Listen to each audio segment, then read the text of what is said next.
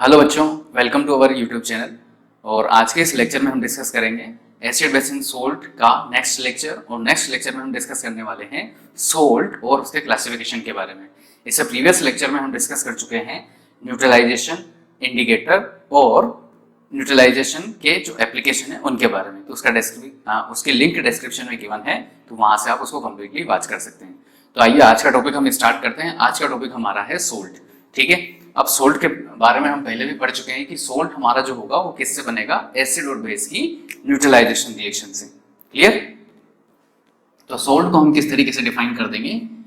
Compound which is formed by reaction between acid and base. Compound which is formed by reaction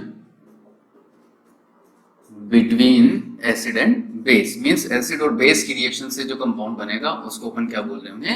salt बोल रहे हैं। किस तरीके से? जैसे मैंने ले लिया HCl, इसका एक्वा सॉल्यूशन लिया, और साथ में ले लिया NaOH, इसका एक्वा सॉल्यूशन लिया, तो मेरे पास क्या बन जाएगा? वाटर बनेगा। और साथ में जो कंपाउंड बन के आ रहा होगा वो क्या हो जाएगा? मेरे पास सोल्ट हो जाएगा। ठीक है, ये NaCl जो बनेगा ये क्या हो जाएगा? इसका एक्वा सॉल्यूशन बन रहा होगा और ये क्या होगा? मेरे पास सोल्ट हो जाएगा। क्लियर? तो इसको हम बोल रहे हैं साल्ट। ये सोल्ट, ये रिएक्शन जो है एक्सोथर्मिक होगी, मींस इस रिएक्शन से हीट रिलीज हो रही होगी। क्लियर?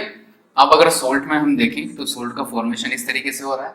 अगर आप सोल्ट में देखोगे तो केटायन और एनायन दो तरह के आयन से प्रेजेंट हैं। क्लियर? कोई भी सोल्ट जो होगा वो इलेक्ट्रिकली न्यूट्रल होता है। हम बोल सकते हैं सोल्ट आर इलेक्ट्रिकली न्यूट्रल। ठीक है, इलेक्ट्रिकली न्यूट्रल हम किसको क्यों बोल रहे हैं? क्योंकि इसमें कैटायन भी प्रेजेंट है और एनायन भी प्रेजेंट है, और दोनों एक दूसरे को न्यूट्रलाइज कर रहे हैं, दोनों चार्ज। तो इलेक्ट्रिकली हम इसको न्यूट्रल बोल देते हैं। अब अगर ये न्यूट्रल कंडीशन में है तो इसमें कैटायन और एनायन के बीच में एक strong force of attraction work कर रहा होता है। तो हम बोल सकते हैं cation and anion in salt is held together. Means salt में कैटायन और एनायन एक स्ट्रॉन्ग फोर्स ऑफ अट्रैक्शन से एक दूसरे को होल्ड किए होते हैं। Is held together by strong electrostatic force. Strong electrostatic force of attraction means यहां पर फोर्स ऑफ अट्रैक्शन कैटायन और एनायन के बीच में वर्क कर रहा होता है ना? तो उस तरीके से वो क्या होता है? इलेक्ट्रिकली न्यूट्रल रहेगा। अब जब आप इस सोल्ट को वाटर में ऐड कर दोगे तो इन दोनों के बीच का जो फोर्स ऑफ अट्रैक्शन है, strong electrostatic force of attraction, वो वीक हो जाता है, और उस कंडीशन में सोल्ट के जो कैटायन और एनायन है वो वाटर में डिसॉल्व हो जाते हैं। तो कोई भी सोल्ट को जब आप एक्वा सॉल्यूशन या वाटर में डिसॉल्व करोगे तो उस कंडीशन में क्या होगा? वो उसके आयंस में कन्वर्ट हो जाएगा। उसके आयंस जो स्ट्रॉन्ग इलेक्ट्रोस्टैटिक फोर्स से अट्रैक्टेड थे, उनका फोर्स ऑफ अट्रैक्शन लूज हो जाता है, और यही आयन उसकी एक्वस सॉल्यूशन की, सोल्ट के एक्वस सॉल्यूशन की इलेक्ट्रिकल कंडक्टिविटी के लिए रिस्पॉन्सिबल होते हैं। इन्हीं आयन से इलेक्ट्रिसिटी फ्लो होती है उसके एक्वस सॉल्यूशन में। ठीक है, तो आप बोल सकते हो when salt is added to water then force of attraction between these ion, force of attraction between these ions is weakened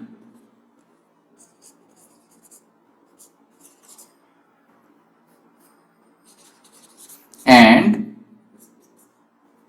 they are responsible for conduction of electricity.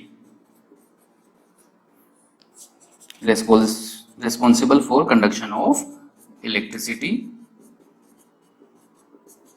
Of aqueous solution of salt. Means कोई भी salt का अगर aqueous solution है तो उसमें electricity conduction के लिए कौन से आयंस रेस्पॉन्सिबल होंगे? कैटायन और एनायन। क्योंकि जब आप जैसे ही उसको वाटर में ऐड कर रहे हो तो वो ब्रेक हो जाता है किसमें? कैटायन और एनायन में। अब जैसे आपने कोई भी यहाँ पर सोल्ट लिया है तो ये सोल्ट में, ये जैसे मान लो NaCl की हम बात करें तो ये ब्रेक हो जाएगा किसमें? Na प्लस और Cl माइनस में। क्लियर? तो ये हमारे पास हो जाते हैं सोल्ट। अब ऐसे सोल्ट के बहुत सारे एग्जांपल हैं हमारे पास। जैसे आपने NaCl ले लिया तो ऐसे KCl बन जाएगा, MgCl2, K2SO4, Na2CO3 sodium carbonate, है ना। वैसे बहुत सारे एग्जांपल आपके पास हैं, ZnSO4। तो बहुत सारे सोल्ट हैं, फिर इनको हम क्या कर रहे हैं, इनको क्लासिफाई कर रहे हैं। अब क्लासिफाई हम किस बेसिस पर कर रहे हैं, तो सबसे पहले वो देख लेते हैं। हमारे पास नेक्स्ट टॉपिक आ जाएगा क्लासिफिकेशन ऑफ सोल्ट। देखो सोल्ट को हम दो तरीके से क्लासिफाई करते हैं। तो फर्स्ट हम जो पढ़ रहे हैं वो पढ़ रहे हैं क्लासिफिकेशन ऑफ सोल्ट। सेकेंड हम जो पढ़ेंगे वो पढ़ेंगे हम classification of salt solution. Clear. तो अभी हम पढ़ रहे हैं क्लासिफिकेशन ऑफ सोल्ट, और ये डिपेंड करता है, या ये क्लासिफिकेशन जो है ये बेस्ड होता है on the basis of mode of formation. Means salt किस तरीके से फॉर्म हो रहा है आपका, उस पर डिपेंड कर रहा है ये वाला क्लासिफिकेशन जो हम पढ़ रहे हैं। सोल्ट का क्लासिफिकेशन जो हम पढ़ रहे हैं वो डिपेंड करेगा कि किस तरीके से आपका सोल्ट फॉर्म हो रहा है। क्लियर। तो इसमें सबसे फर्स्ट आता है आपका नॉर्मल सोल्ट। सबसे फर्स्ट क्या जाता है, नॉर्मल सोल्ट। तो नॉर्मल सोल्ट हमारे पास क्या हो जाएगा, salt which are formed by complete replacement of ionizable hydrogen atom of an acid. Means अगर किसी एसिड को हम कंप्लीटली न्यूट्रलाइज कर देंगे, या उसमें जो H+ प्रेजेंट है उनको हम कंप्लीटली रिप्लेस कर देंगे, ठीक है, तो उससे हमारे पास जो सोल्ट बन के आएगा उसको हम बोल देंगे नॉर्मल सोल्ट। अब ऑब्वियस है कि जो H+ है उसको हम किससे रिप्लेस कर सकते हैं, किससे न्यूट्रलाइज कर सकते हैं, बेस से, या फिर किसी मेटल से या अमोनियम आयन से। तो ऐसे salt which are formed by complete replacement of H+ by a metal और by ammonium ion is known as normal salt. ठीक है। तो जैसे हमारे पास एग्जांपल आ रहा है K2SO4 NaCl, ये क्या हो जाएंगे हमारे पास एग्जांपल हो जाएंगे नॉर्मल सोल्ट के, है ना। ठीक है। अब जैसे मान लो कैसे जैसे नॉर्मल सोल्ट है उसका फॉर्मेशन किस तरीके से होगा वो हम देख लेते हैं। तो हमने लिया HCl NaOH ले लिया, इसका एक सोल्यूशन लिया, दोनों की रिएक्शन होगी तो हमारे पास नॉर्मल सोल्ट बन के आ रहा होगा और साथ में वाटर बनता हुआ। ठीक है। तो ये नॉर्मल सोल्ट हो जाएगा हमारे पास NaCl। अब ऐसे और भी बहुत सारे एग्जाम्पल है जिनको हम अलग अलग एसिड से या उनके कंप्लीट रिप्लेसमेंट से फॉर्म कर सकते हैं नॉर्मल सोल्ट को। तो जैसे HCl मेरे पास है, तो HCl से कौन सा मेरे पास नॉर्मल सोल्ट बनेगा, NaCl बन जाएगा, सोडियम क्लोराइड, पोटेशियम क्लोराइड बन जाएगा, जिंक क्लोराइड बन जाएगा, मैग्नीशियम क्लोराइड बन जाएगा, कैल्शियम क्लोराइड बन जाएगा। ठीक है। तो HCl से इस तरीके से आप बहुत सारे नॉर्मल सोल्ट बना सकते हो कंप्लीट रिप्लेसमेंट से। ठीक है। H2SO4 है, तो H2SO4 से किस टाइप का बन जाएगा, सोडियम सल्फेट बन जाएगा, पोटेशियम सल्फेट बन जाएगा, जिंक सल्फेट बन जाएगा, magnesium sulphate, calcium sulphate. Nitric acid है तो नाइट्रिक एसिड से सोडियम नाइट्रेट बन जाएगा, पोटेशियम नाइट्रेट बन जाएगा, zinc nitrate, magnesium nitrate. Carbonic acid आपके पास है H2CO3, तो उससे बन जाएगा sodium carbonate, potassium carbonate, zinc carbonate. Acetic acid अगर आपके पास है तो उससे किस टाइप का नॉर्मल सोल्ट बनेगा, सोडियम एसिटेट, पोटेशियम एसिटेट। तो इस तरीके से आप नॉर्मल सोल्ट बना सकते हो। तो ये हो जाता है हमारा फर्स्ट नॉर्मल सोल्ट, है ना। फिर इसी में सेकंड कैटेगरी हम देख रहे हैं on the basis of mode of formation. हमारे पास सेकंड कैटेगरी आ जाती है एसिडिक सोल्ट। ठीक है। अब जैसे एसिडिक सोल्ट नेम से पता लग रहा है, मतलब इनकी प्रॉपर्टीज कैसी होगी, एसिडिक। ठीक है। अब ये बनेंगे कैसे वो देख लेते हैं। Salt which are formed by partial और incomplete replacement of H+ of a polybasic acid by a base. Means एक पॉलीबेसिक एसिड आपके पास प्रेजेंट है जिसकी बेसिसिटी मोर देन 1 है। तो ये आपको ध्यान में रखना है यहाँ पर सबसे इंपॉर्टेंट पॉइंट कि पॉलीबेसिक एसिड होना चाहिए। ठीक है। अगर पॉलीबेसिक नहीं होगा तो फिर आप एसिडिक सोल्ट फॉर्म नहीं कर सकते हो न्यूट्रलाइजेशन से। तो salt which are formed by partial और incomplete replacement of H+ of a polybasic acid by a base. ठीक है। मतलब कोई पॉलीबेसिक एसिड आपके पास है, जैसे आपने ले लिया H2SO4, इसकी बेसिसिटी मोर देन 1 है, मतलब 2 है बेसिसिटी, इसका आपने न्यूट्रलाइजेशन किया NaOH से। ठीक है। अब यहाँ पर कंडीशन क्या आ जाती है, कंडीशन ये है कि they are formed when insufficient amount of base is present, है ना। मतलब एसिडिक सोल्ट आपके पास कब बनेगा, जब इनसफिशिएंट अमाउंट बेस का प्रेजेंट होगा तब। उससे क्या होगा, इससे इसमें जितने भी H+ हैं वो कंप्लीटली रिप्लेस नहीं हो पाएंगे, कंप्लीटली न्यूट्रलाइज नहीं हो पाएंगे। और अगर कंप्लीटली न्यूट्रलाइज नहीं होंगे तो जो सोल्ट बन के आ रहा होगा उसमें भी हमारे पास आयोनाइजेबल हाइड्रोजन या रिप्लेसेबल हाइड्रोजन प्रेजेंट होगा। ठीक है। तो यहाँ पर रिएक्शन होगी, देखो H2SO4 रिएक्शन कर रहा है किससे, सोडियम हाइड्रोक्साइड से। और अगर सोडियम हाइड्रोक्साइड का इनसफिशिएंट अमाउंट प्रेजेंट है तो ये इसके जो दोनों हाइड्रोजन है उनमें से केवल एक ही हाइड्रोजन को रिप्लेस कर पाएगा। तो हमारे पास प्रोडक्ट क्या बन जाएगा, NaHSO4 सोडियम हाइड्रोजन सल्फेट। ठीक है। और साथ में वाटर बन रहा होगा, न्यूट्रलाइजेशन रिएक्शन है तो वाटर बन रहा है। अब ये सोल्ट बन गया, इस सोल्ट की नेचर ऐसी है कि अगर हम इसको वाटर में ऐड करेंगे, इस सोल्ट की नेचर ऐसी है कि अगर हम इसको वाटर में ऐड करेंगे तो ये वाला हाइड्रोजन H+ की फॉर्म में या H3+ की फॉर्म में यहाँ से रिलीज हो जाएगा। और अगर ऐसा होगा तो ये सोल्ट हमारा किस टाइप की प्रॉपर्टी शो कर रहा होगा, ये सोल्ट हमारा प्रॉपर्टी शो कर रहा होगा एसिडिक। और अगर ये एसिडिक प्रॉपर्टी शो करेगा तो मैं इसको क्या बोल दूंगा, मैं बोल दूंगा इसको कि ये मेरा जो सोल्ट है ये एसिडिक नेचर का है, इसलिए मैं इसको एसिडिक सोल्ट बोल रहा हूँ। क्लियर? तो हम बोल सकते हैं they ionize in water to produce H3+ ion and show all the properties of acid. क्यों? क्योंकि H3+ रिलीज कर रहा है जब हम इसको वाटर में ऐड कर रहे हैं। तो अब एग्जांपल हम देख लेंगे कि जैसे मान लो कोई भी आपने पॉलीबेसिक एसिड लिया तो उससे किस टाइप के आप सोल्ट बना सकते हो, एसिडिक सोल्ट। तो H2SO4 आपने लिया, H2SO4 से किस टाइप का बन जाएगा, सोडियम हाइड्रोजन सल्फेट या sodium bisulphate, potassium hydrogen sulphate, calcium bisulphate. तो इस तरीके से आप बना सकते हो H2CO3 कार्बोनिक एसिड से sodium bicarbonate, sodium potassium carbonate, calcium bicarbonate, H2SO3 sulphurous acid से NaHSO3, NaKSO3, KHSO3 hold wise, है ना, H3PO4 फास्फोरिक एसिड से NaH2PO4, Na2HPO4, CaHPO4। तो इस तरीके से आप क्या बना सकते हो, एसिडिक सोल्ट बना सकते हो।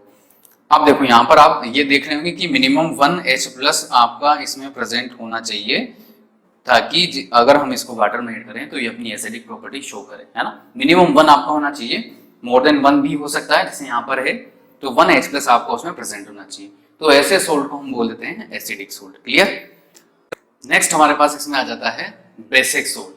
बेसिक सोल्ट कैसे फॉर्म होगा, फॉर्म्ड बाय पार्शियल और incomplete replacement of OH- of a polyacidic base by an acid।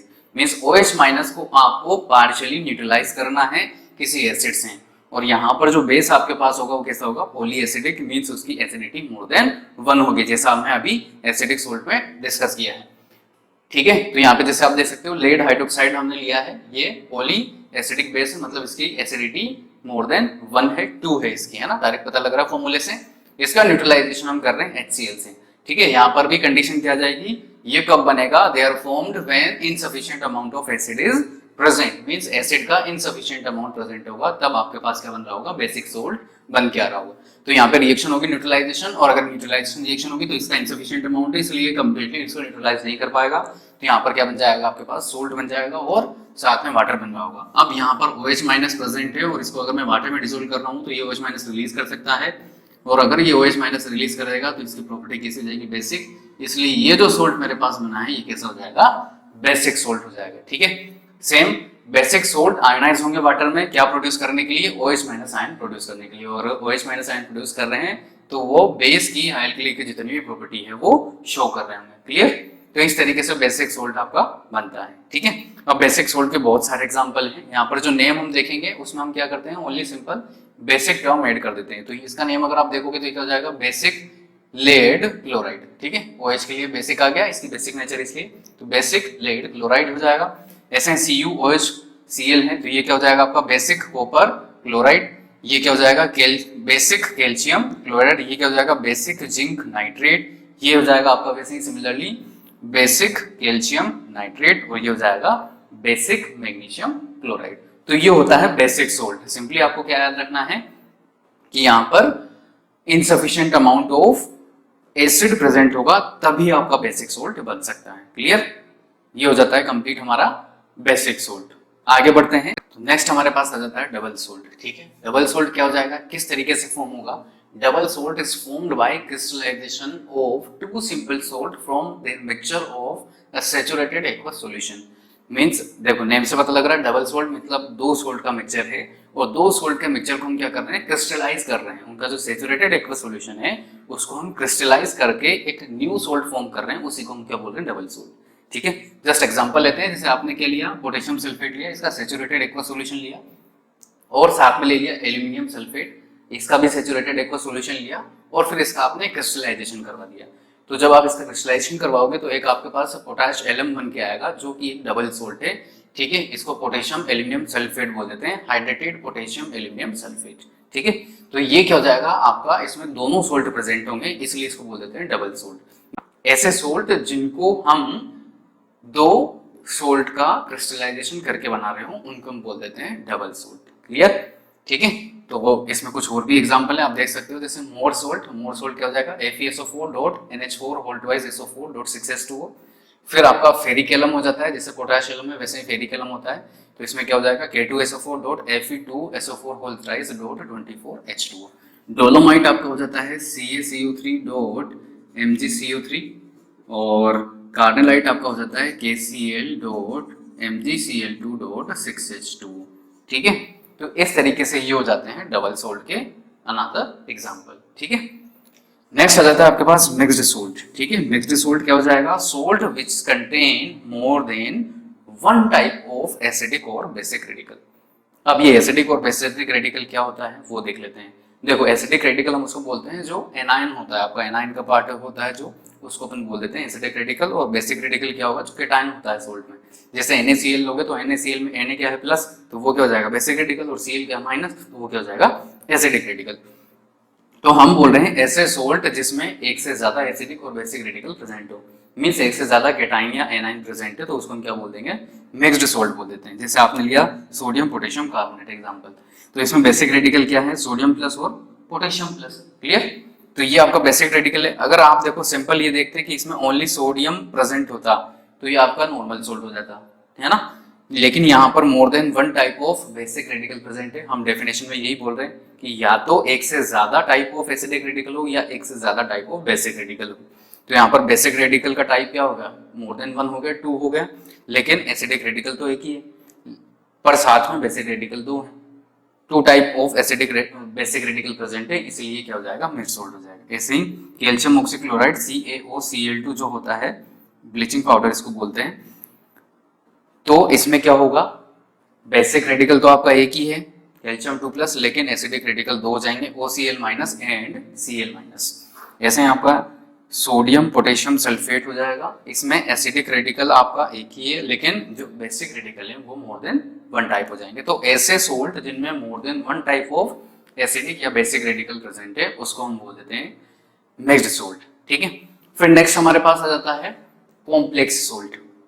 ठीक है, नेम से पता लग रहा है क्या होगा, कॉम्प्लेक्स सोल्ट होगा। कॉम्प्लेक्स सोल्ट का मतलब क्या है कि इसमें कॉम्प्लेक्स आयन प्रेजेंट होगा। ठीक है, सिंपल देख लेते हैं, salt which contain a complex ion.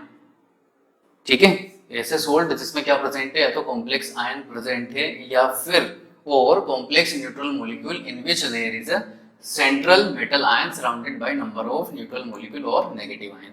ठीक है, या तो कॉम्प्लेक्स आयन प्रेजेंट होगा, तो यहाँ पे आप एग्जांपल देख रहे हो, ये जो बड़ा ब्रैकेट होता है इसमें जो भी प्रेजेंट होता है वो कॉम्प्लेक्स कंपाउंड बोल देते हैं उसको, तो ये कॉम्प्लेक्स आयन प्रेजेंट है ना।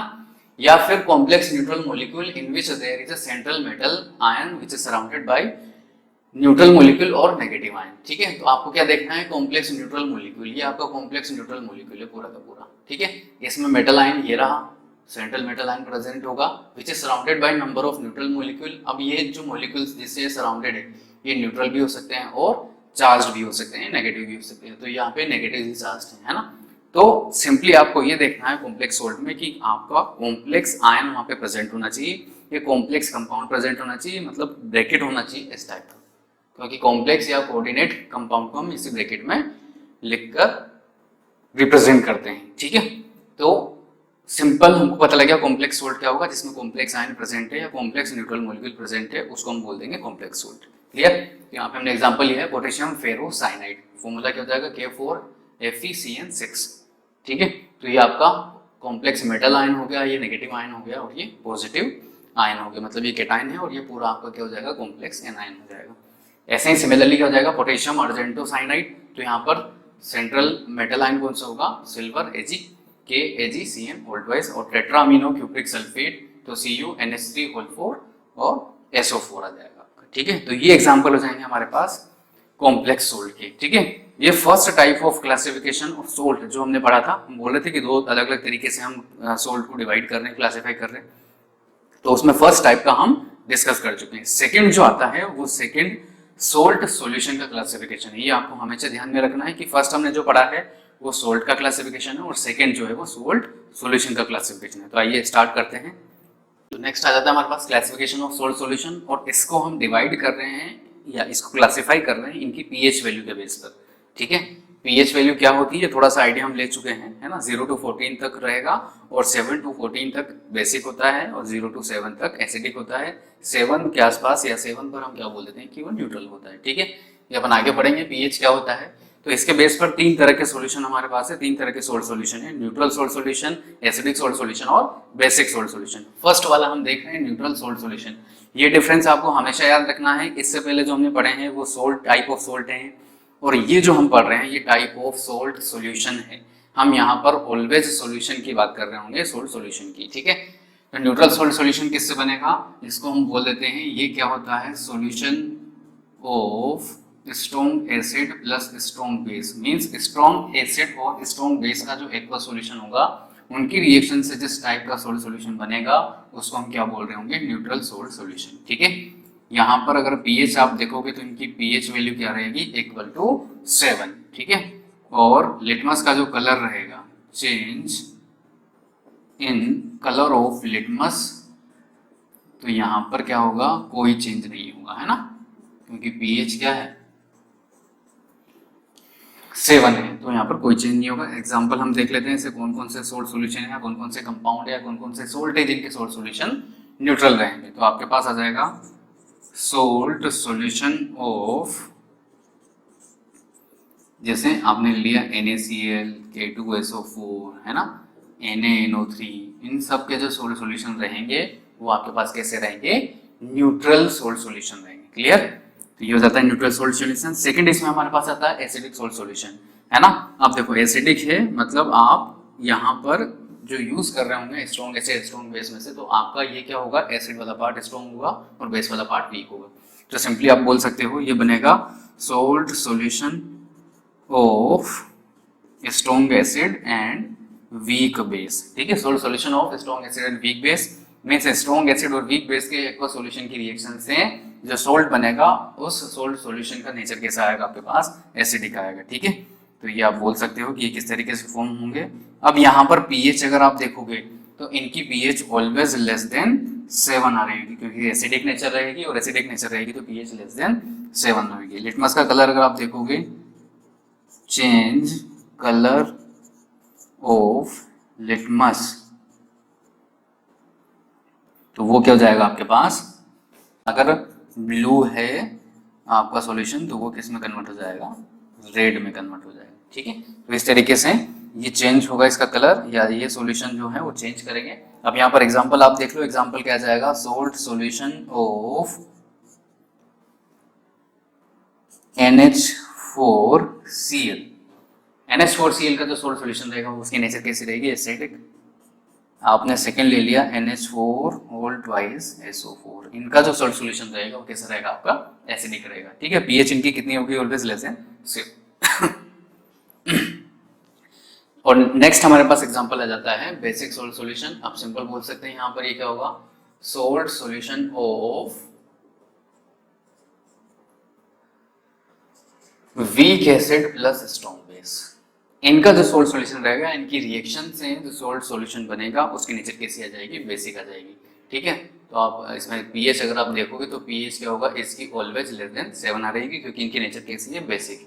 और अगर आप लिटमस का कलर देखोगे तो वो क्या जाएगा आपके पास, चेंज कलर ऑफ लिटमस, तो ये क्या करेगा, रेड लिटमस को कन्वर्ट कर रहा होगा ब्लू में, ठीक है। फिर यहां पर हम एग्जांपल देख लेते हैं। तो एग्जांपल हमारे पास क्या जाएंगे, जैसे आपने ले लिया CH3COON, ठीक है। तो यहाँ पर ये वाला पार्ट कहाँ से आ रहा है, ये वाला पार्ट आ रहा है आपका स्ट्रॉन्ग बेस से और ये वाला पार्ट वीक एसिड से। तो इसका जो सोल्ट सॉल्यूशन आएगा वो क्या रहेगा, वो आपका क्या रह जाएगा, बेसिक नेचर का होगा। तो आप बोल सकते हो सोल्ट सॉल्यूशन ऑफ, है ना, सोडियम एसिटेट, फिर आप बोल सकते हो इसके अलावा Na2CO3, K2CO3, इनका जो सोल्ट सॉल्यूशन रहेगा वो कैसा रहेगा, बेसिक नेचर का रहेगा। क्लियर। तो इस तरीके से हमारे पास 3 कैटेगरी है इसमें, न्यूट्रल, एसिडिक और basic salt solution. Major difference ये ध्यान में रखना, ये सोल्ट सॉल्यूशन है वो पिछले जो हमने पढ़े हैं वो क्या है, टाइप ऑफ सोल्ट है, ठीक है। अब देखो, अब माइंड में एक क्वेश्चन आना चाहिए, और वो क्या है कि सर यहाँ पर स्ट्रॉन्ग एसिड और स्ट्रॉन्ग बेस है, यहाँ पर क्या है स्ट्रॉन्ग एसिड वीक बेस है, यहाँ पर क्या है वीक एसिड स्ट्रॉन्ग बेस है। एक कैटेगरी आपकी बच गई, और वो एक कैटेगरी क्या है कि इससे क्या बन रहा है, वीक एसिड और वीक बेस से क्या बन रहा है। ठीक है, इसका भी तो एक वो होना चाहिए था कैटेगरी, तो इसकी कैटेगरी नहीं होती है, या अगर होती भी है तो उसको हम डिस्कस नहीं करते हैं। क्यों? क्योंकि देखो, वीक एसिड और वीक बेस से किस टाइप का सोल्ट सॉल्यूशन आपका बनेगा वो आप तभी पता लगा सकते हो जब आपके पास वो एसिड हो और वो बेस प्रेजेंट हो। क्योंकि फाइनली क्या होगा, या तो न्यूट्रल होगा, या एसिडिक होगा, या बेसिक होगा, और तीनों कैटेगरी हम क्या है पढ़ चुके हैं। तो इसको हम किसी भी कैटेगरी में इंक्लूड नहीं करते हैं, और वो डिपेंड करेगा कि आपके पास एग्जाम्पल कौन सा आ रहा है, उससे फिर आप उसकी तीनों में से कोई भी एक कैटेगरी डिसाइड कर सकते हो। तो उसका जो नेचर रहेगा सोल्ट सॉल्यूशन का, वो या तो एसिडिक होगा, बेसिक होगा, न्यूट्रल होगा, है ना। तो तीनों में से हम इसको किसी में भी रख सकते हैं, डिपेंड ऑन एग्जाम्पल कि आप कौन सा एग्जाम्पल ले रहे हो वीक एसिड वीक बेस के सोल्ट सॉल्यूशन में। तो ये हमारे पास हो जाता है कंप्लीट सोल्ट और उसका क्लासिफिकेशन और उसके टाइप। ठीक है, हमारा आज का लेक्चर यहीं पर कंप्लीट होता है। नेक्स्ट लेक्चर में हम डिस्कस करेंगे कॉमर्शियल इंपोर्टेंट कंपाउंड, और उसमें हम डिस्कस करेंगे सोडियम क्लोराइड के बारे में और सोडियम हाइड्रोक्साइड के बारे में। आप अगर चैनल पर नए हैं, आपने अभी तक चैनल को सब्सक्राइब नहीं किया, तो चैनल को सब्सक्राइब जरूर करें। Thank you, keep watching, keep smiling.